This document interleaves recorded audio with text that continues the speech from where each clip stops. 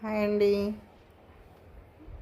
ఎండుమిర్చి, ధనియాలు, జీలకర్ర, నువ్వులు, మినప్పప్పు, మునగాకు, నువ్వులు, మినప్పప్పు కలిపి పొడి చేస్తున్నానండి. చాలా అంటే చాలా టేస్టీగా ఉంటుంది, చాలా బాగుంటుంది కూడా. మీరందరూ ఒక్కసారి ట్రై చేసి చూడండి, ఎంత బాగుంటుందో చేసుకొని చెప్పండి నాకు. ఎండుమిర్చి, ధనియాలు, జీలకర్ర ఫ్రై చేసుకొని నెక్స్ట్ ఒక 1.5 చారళ్ళు అనమాట. అంటే ఇట్లా గుప్పెడితో ఒక 1.5 వేసుకోండి నువ్వుల్ని. అవి కాస్త దోరగా వేగాక తీసి పక్కకు పెట్టేసుకొని మళ్ళీ మినప్పప్పు వేసి వేపుకోండి. అదిగో చూడండి, అట్లా లైట్ బ్రౌనిష్గా అవుతాయి. మరీ మార్చకుండా ఇలా రెడ్డిష్గా వచ్చేటట్టు వేసుకోవాలి. నెక్స్ట్ మినప్పప్పు అండి. మినప్పప్పు కూడా ఒక గుప్పెడు వేసాను, మళ్ళీ ఇంకొంచెం తీసుకొని వేసుకున్నాను. చూడండి, కాస్త ఆయిల్ వేసి ఫ్రై చేశాను.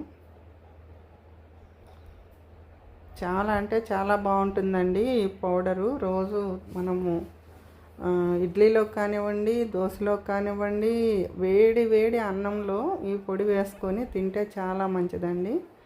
ఇంకా ఇప్పుడు సీజన్ కదండి, మునగాకు దొరికే సీజన్. మంచిగా ఫ్రెష్గా వస్తుంది. మునగాకు తీసుకొని మంచిగా నేను ముందుగానే నైట్ టైము శుభ్రంగా కడిగి ఫ్యాన్ కింద ఆరబెట్టేసాను. ఇట్లా బాగా డ్రై అయిపోయింది.